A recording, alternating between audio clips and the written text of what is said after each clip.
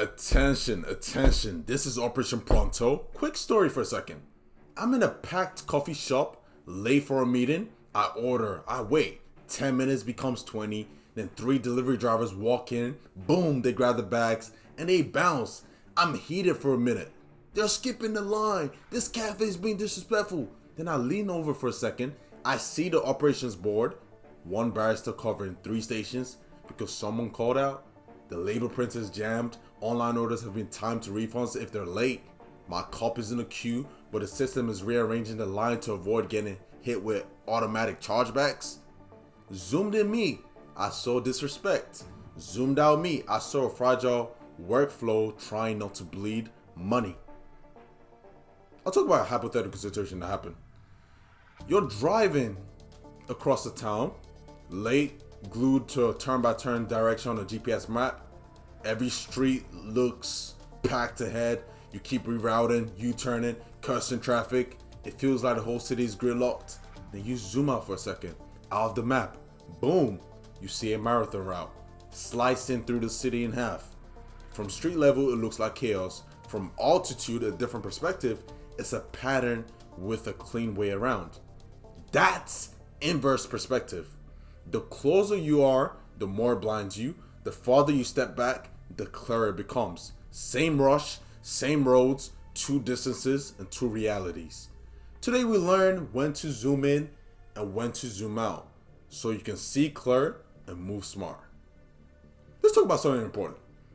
A barrister says, finish every drink perfectly. The manager says, clear the longest queue first. Both are right, because they're standing on different floors of the same shop. At the counter level, you see quality and touch. At the balcony level, you see speed, refunds, and flow, which is crucially important. But this main segment, I'm really talking about the micro versus the macro truths. At a balcony level, they can see speed, refunds, and flow, but at a different altitude, you can't see the same thing. Real life works the same. Zoom in too hard and you get stuck fighting over tiny details that don't actually change the outcome. Zoom out too far, you turn into a philosopher who talks big but never moves. Wisdom is holding both lenses at once. That means you should have perspective and you should have perception. Fools argue about who's right. The wise debate from what distance did this happen from. And we're going to talk about a responsibility parallax. This sounds confusing, but you just have to listen with me and pay attention closely. When a crowd or a coach benches the fan favorite, the crowd yells disrespect. Zoom out for a minute, which is perspective, matchup data, foul trouble, fatigue curves, not personal, just probability. When a hospital intake nurse sends someone to urgent care instead of straight to the back, family thinks heartless. Zoom out, aka perspective, you see is due to bed count, people already waiting, oxygen supply, not malice, just math under pressure. When a wildfire incident commander bulldozes a fire break through a trail, hikers think overkill. Zoom out, aka perspective, wind models, fuel maps, neighborhoods at risk, no cruelty, just containment. And I'll talk about a coffee shop illusion. Inside a cafe, warm room, low music, cups clinking, everything seems perfect. Zoom in, aka perception, says everything is fine.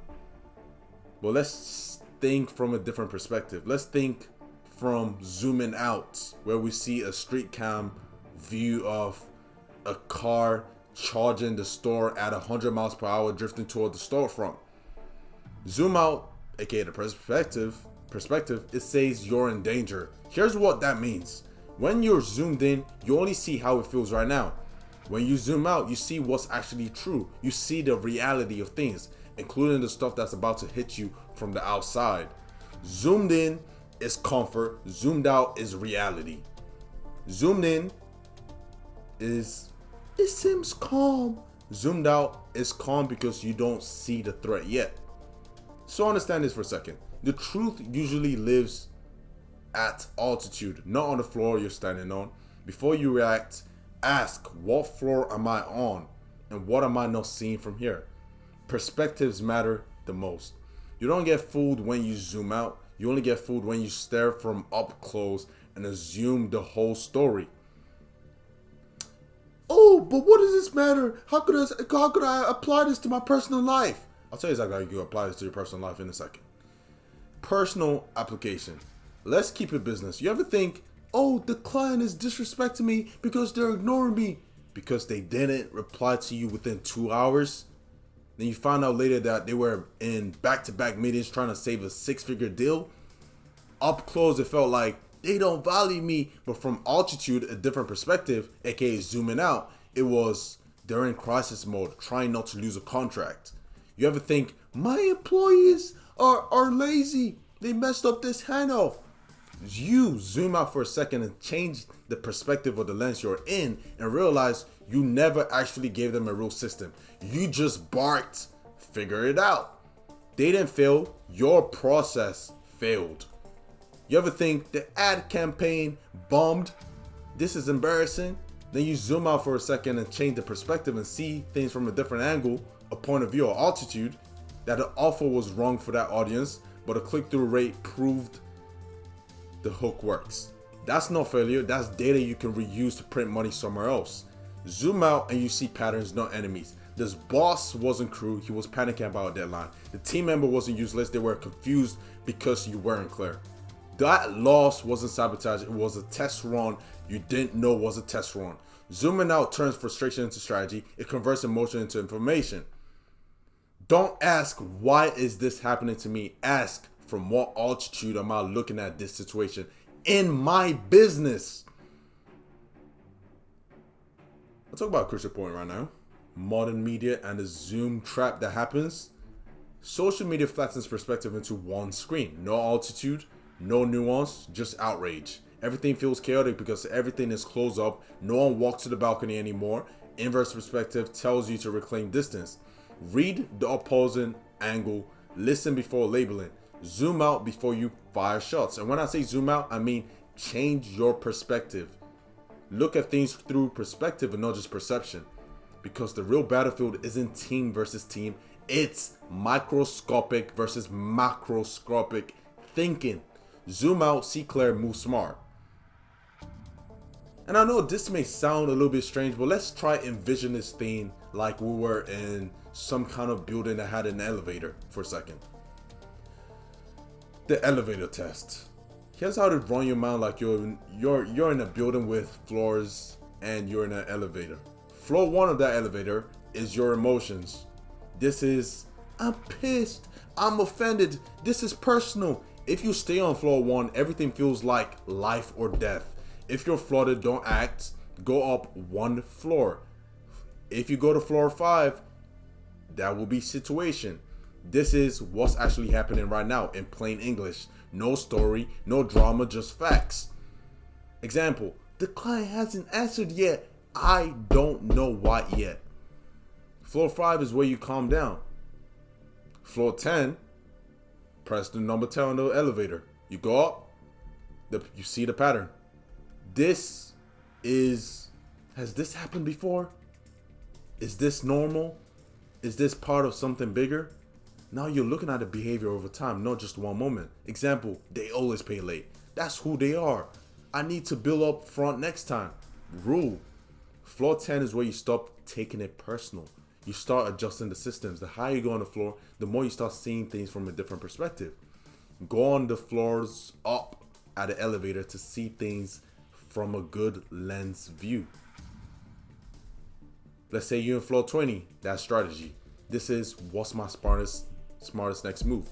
Call them, replace them, change the offer, fire them respectfully, or move upstream. Floor 20 is where you protect your future instead of arguing about the past. Now here's the key. If you're drowning in emotion, go up 1 floor. If you're stuck overthinking or doing nothing, go down 1 floor. So what floor should you live on? Don't live on floor 1, that's reaction or emotion. Don't live on floor 20 either. That's over planning, overthinking your empire while nothing ships. You want to move between floor 5 and floor 10 most of the time. Floor 5, what's real right now? And floor 10, what does it mean long term? That range is where adults operate. Just like Operation Pronto. That range is where bosses get built. But I need the perfect plan before I move. Is there something wrong with you?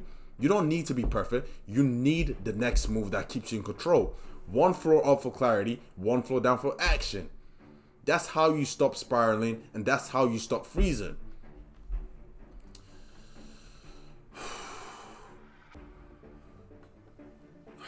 This is about to get real.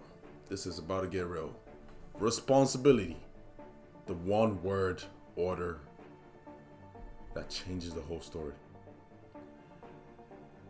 I know I shouldn't really be talking about this right now because this is from Big Nathan Consultations, but I have to talk about it because it's really going to motivate a lot of people right now, and I'm going to do my best to make sure everyone hears this. A story happened recently. A client sits across from me from Big Nathan Consultation, and he says, "Man, I can't stay committed with gym, work, and my business. Some days I just don't feel like it." I told him straight away, you don't have a motivation problem. You have a language problem. We changed one word and his life moved and excelled tremendously well. The framework was this. We changed, "I don't feel like doing X" to "it is my responsibility to do X." Feelings make requests. Responsibility gives orders. Responsibility is something that you must do. Responsibility is your duty and your obligation to fulfill. So when we change, "I don't feel like doing X" to "it is my responsibility to do X," that changes everything. Call and response. I want you to repeat this after me. "Oh, I don't feel like going to the gym." "It is my responsibility to go to the gym." "I don't feel like taking a shower." "It is my responsibility to take a shower." "I don't feel like working on my business." "It is my responsibility to work on my business." "I don't feel like going to work or school." "It is my responsibility to go to work and school." "I don't feel like cleaning my space." "It is my responsibility to clean my space." "I don't feel like making that call." "It is my responsibility to make that call." It overrides reluctance. It overrides mood. It orders action to take place. Let's say, for instance, you go to the gym. "It is my responsibility to train, shoes on, doors out, 5 minutes." Let's say you want to take a shower. "It is my responsibility to reset, water on, step in 60 seconds. Business. "It is my responsibility to build, open, dark, write 3 ugly bullet points, and that's it. Work in school. "It is my responsibility to show up, pack my bag, out the door, clock in." When the brain whines, "I'm tired," responsibility override. Starts 5 times every single day. "I'll do it later." Responsibility overrides 1 until now. Or 1 unit now. "I'm not ready." Responsibility override. Proof beats perfection. 2 weeks later, he messages me and says, "Oh, I'm down 6 pounds now. Pipeline up 3 deals. Apartment's clean. I just say the line and I move." Exactly. He didn't wait to feel discipline. He spoke responsibility and acted. You're not hostage to motivation. You're the handler of orders. Say the order, do the rep, and log the proof. "It is my responsibility. It is my responsibility.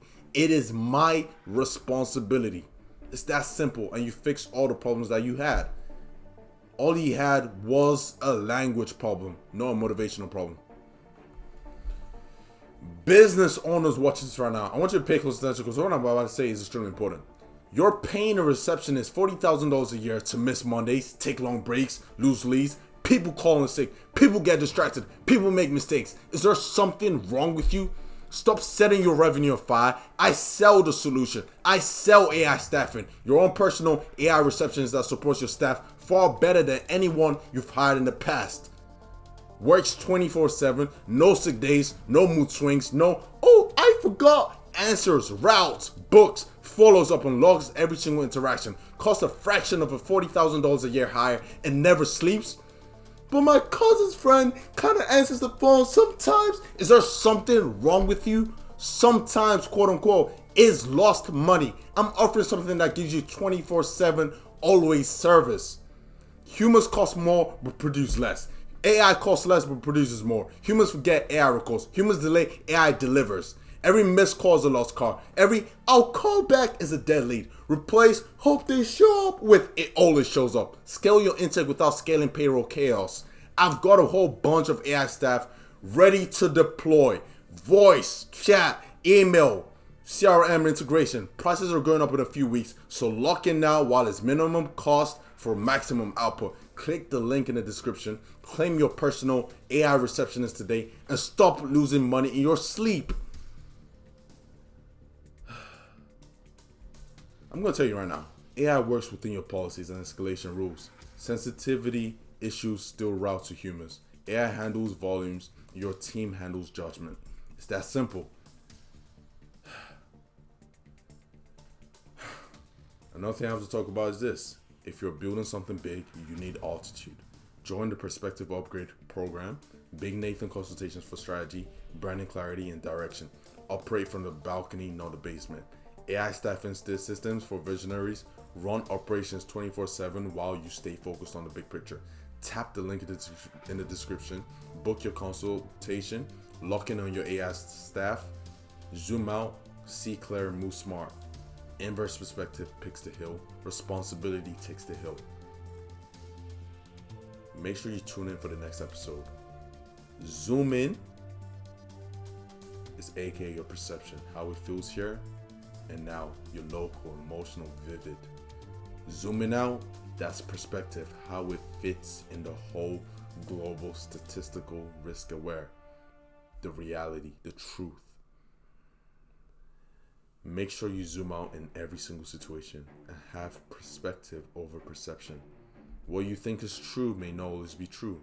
Try see that situation from a different perspective. Choose an altitude, perspective. Execute on the ground, perception into action. Zoom out to choose, zoom in to execute, zoom out to evaluate, zoom in to ship. And honestly, I want to close this whole episode with the biblical truth. Truth is elastic, it stretches within distance. Only the disciplined learn to see from both near and far.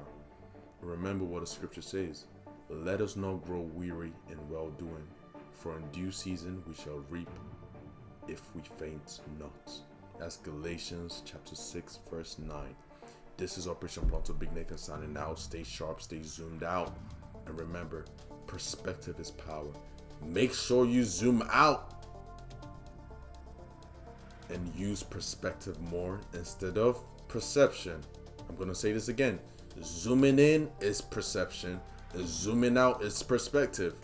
You want to see things from a deeper angle and view? Hold your perspective to key, because perspective is power. And it's better for you to zoom out of this situation than to zoom in and be invested emotionally or at a flat level thinking. This has been Operation Pronto, signing out.